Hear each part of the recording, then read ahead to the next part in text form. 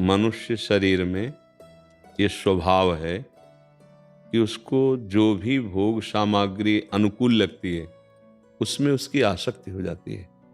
चाहे कोई शरीर हो या कोई पदार्थ हो या कोई पद हो या कोई भी ऐसी परिस्थिति हो जो उसके अनुकूल होगी, उसमें उसकी आसक्ति हो जाती है। जब आसक्ति हो जाती है तो पूरा मन उसमें रमण करता है। फिर शरणागति कैसे हो सकती है? अनुकूलता में हमारा स्वभाव है ऐसा, प्रकृतिजन्य है ना। देख लो, आप देखो ना, जब अनुकूलता होगी तो उस वस्तु व्यक्ति की आसक्ति हमको प्रभु की तरफ मुड़ने ही नहीं देगी। और जब अनुकूल व्यक्ति वस्तु पदार्थ में जो हमारी आसक्ति थी, जब वहां से ठोकर लगती है, तब एक जगह दिखाई देती है कि अब प्रभु की शरण में हम जाए। जैसा अधिकतर प्राय होता है। एक बिल्व मंगल जी बहुत बड़े महापुरुष हुए हैं, उनको बिल्व मंगलाचार्य कहा गया, पर वो पहले वैश्या में आसक्त थे। अब अनुकूल शरीर या पदार्थ या घटना परिस्थिति, इसमें मन आसक्त होता है, आपको पता है। अब वो इतना आसक्त हो गए कि अपने घर की सारी संपत्ति, चिंतामणि नाम था वैश्या को, दे दे। माता पिता ने देखा ऐसी दुर्गति, उन्होंने ब्याह करा दिया। जो पाणिक ग्रहण हुआ उसमें जो उनको पत्नी मिली वो बहुत पतिव्रता, पवित्र स्वभाव की, पर इन्होंने उसकी तरफ देखा भी नहीं। वार्ता या प्रेम आदि तो बहुत दूर की बात, लेकिन वो पतिव्रता थी, इसीलिए सहन कर गई उनकी प्रतिकूलता को। उनके प्रति कोई दोष दर्शन नहीं। ब्याह हो गया, फिर भी आसक्ति चिंतामणि से, इसी दुख में माता पिता जलते हुए उनका शरीर पूरा हो, हृदय में बड़ा दाह, मतलब अपराध पे अपराध बनता चला जा रहा है। चिंतामणि ने एक दिन कहा, तुम्हारे पास क्या है हमें देने के लिए? क्योंकि वहां संपत्ति प्रधान बुद्धि कुछ नहीं। भाग के गए अपनी पत्नी से, आज बोले जाके, मेरे प्राण बचा लो। यदि चिंतामणि मेरी तरफ ना दे, आसक्ति, जैसे व्यसन में आसक्ति, शरीर में आसक्ति, शरीर संबंध में आसक्ति, अनुकूलता में होती।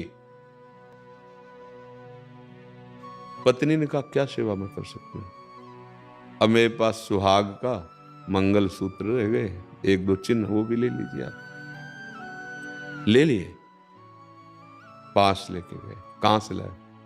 उसने कहा, मेरी जो पाणिक ग्रहण किया था पत्नी, उसने। उनका धिक्कार तुम्हारे जीवन को। अपने जनों से कहा, इसको बाहर करो यहां से धक्का लगा के। अब समझ गई थी कि आसक्ति को तोड़ना जरूरी, क्योंकि कुछ और भगवान की प्रेरणा होती है।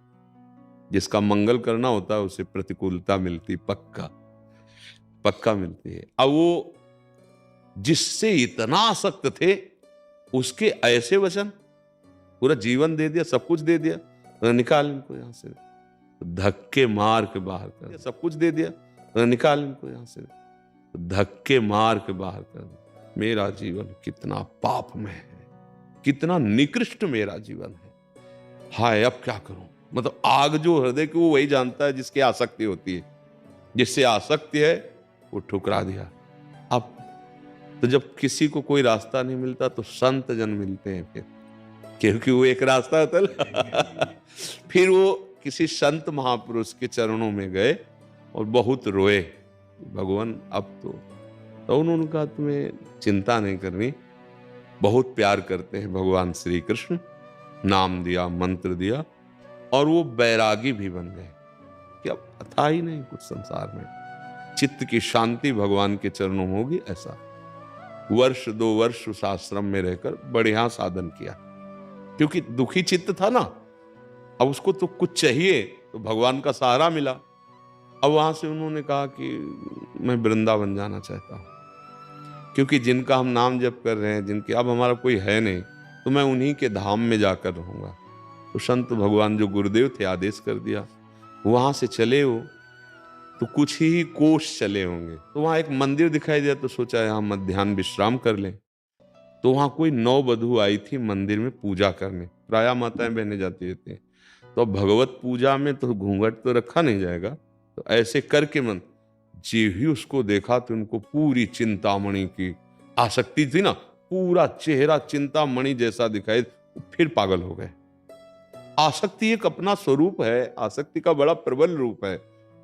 अब वो पूजा करके जे ही निकली तो देखती जा रही, वो पीछे बावरे बने चल रहे, लंबे लंबे डग बढ़ाए कि कहीं कोई ऐसा तो नहीं है कि अमंगल करने की चेष्टा रख रहा हो। पर देखा वो बड़े शांत गंभीर भाव पीछे चल रहे थे। बस वो अपने घर गए, पति से तत्काल कहा कि कोई हमें नीच प्रवृत्ति वाला आदमी लगता है, चिन्ह तो वैष्णव के धारण किए पर इसकी दृष्टि ठीक नहीं। दृष्टि से पता चल जाता है आप कैसे देख रहे हैं। माताओं बहनों में भगवान ने एक सामर्थ्य दी है कि आप जैसे देख रहे हो तो आपके देखते हुए पता चल जाएगा पवित्र भाव से देख रहे हो या अपवित्र भाव से। तो उनका तो आसक्ति का ही विषय था। पति ने कहा चिंता मत करो, आप डरती क्यों हो, शांत रहो। बाहर गए, प्रणाम महाराज, क्योंकि वैष्णव चिन्ह धारण किए। और वो बहुत धर्मात्मा पुरुष थे। भला ऐसे डंडा लेके निकलता और कोई होता नहीं कि पत्नी के पीछे लगा हुआ। उनका प्रणाम, कैसे आपका आगमन हुआ? उनका जो अभी गई कौन थी? उनका हमारी अर्धांगिनी थी। बोले यद्यपि ये बहुत कठिन होगा पर मैं चाहता हूं एक बार मुझे देख लेने दो, मैं भर नेत्र से देखना चाहता हूं। कहा अवश्य, आप चिंता मत करें, आप हमारे अतिथि हैं, हम आपका स्वागत करते हैं। पत्नी का आपको पता है वो गंदी दृष्टि से, हम हैं ना, एक बार आप सामने जाओ, ये याचना कर रहा है, मैं देखना, क्या फर्क पड़ेगा, हम है ना। वो सामने गई, देखा नहीं तो उसको आह भर गई कि अरे प्रभु, कितना देखा कितना भोगा, आज तक तृप्त नहीं हुई इन दुष्ट इंद्रियों ने फिर मुझे गिरा दिया। उन्होंने कहा एक प्रार्थना मानोगे आप? हमको आवश्यकता है 2 सुई की, आप देंगे? अवश्य। पति से कहा, वो कह रहे 2 सुई दे दो, अतिथि है, अतिथि देवो भव, बड़े धर्म का पालन करने। देखो धर्म के पालन ने उनकी बुद्धि बदल दी। जो कामासक्त थे, 2 सुई ली और कहा हे श्री कृष्ण, संसार का भटका हुआ मैंने आपकी शरण ली, इन नेत्रों ने फिर भटकाना चाहा, अब मैं आपके लिए इन नेत्रों को फोड़ता हूं। दोनों सुई से आंखों में डाल ली बिल्व मंगल जी। और वो तो चीख पड़ी, जो माता जी थी वो चीख पड़ी एकदम। उनके पति पासित, क्या? बोले इन्होंने आंख फोड़ ली। उनका आपने आंख क्यों फोड़ ली? बोले भाई आपकी धर्म वृत्ति को हम प्रणाम करते हैं, लेकिन मेरी अधर्म वृत्ति इन्हीं नेत्रों से प्रकट हुई। आपकी पत्नी को देखकर मुझे पूर्व चिंतामणि की याद ने पागल कर दिया। इन नेत्र फिर दोष कराना चाहते थे, इसलिए मैंने फोड़। अब जो जन्म का अंधा होता है उसका चलने का अभ्यास होता है, वो अपने हिसाब, लेकिन वो जन्म के अंधे तो थे नहीं, तत्काल फोड़ा था। तो वो जब वहां से निकले तो एक लाठी उसने दे दी गृहस्थ ने। अब उनका अभ्यास था नहीं, तो एक कुएं में गिर पड़े जिसमें पानी नहीं निकाला जाता था, इसे रास्ते के आसपास कहीं होगा। अब सोचा बहुत अच्छा हुआ, अब यहीं सड़ूंगा मरूंगा, क्योंकि ये नीच शरीर ऐसा ही दंड पाने योग्य है। बस अंतिम जैसे कोई पुकारता ऐसे, हे कृष्ण हे गोविंद हे नाथ, आ गई आवाज, आ गई, बाबा लाठी ऊपर उठा।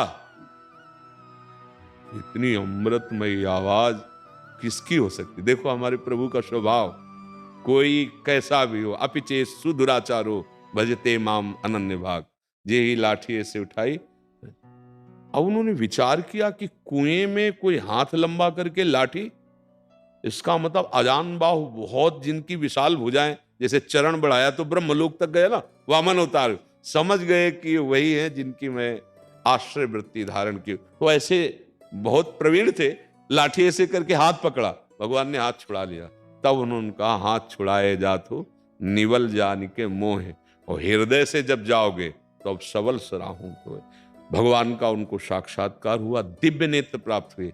ये नेत्र तो फोड़ लिए थे और बहुत सुंदर भगवान की लीलाओं का गायन किया। पर सबसे पहले चिंतामणि को प्रणाम किया है अपनी वाणी में बिल्व मंगल जी ने चिंतामणि को, कि अगर चिंतामणि तू मेरा तिरस्कार न करती, प्रतिकूलता न देती, तो मुझे भगवत साक्षात्कार नहीं होता।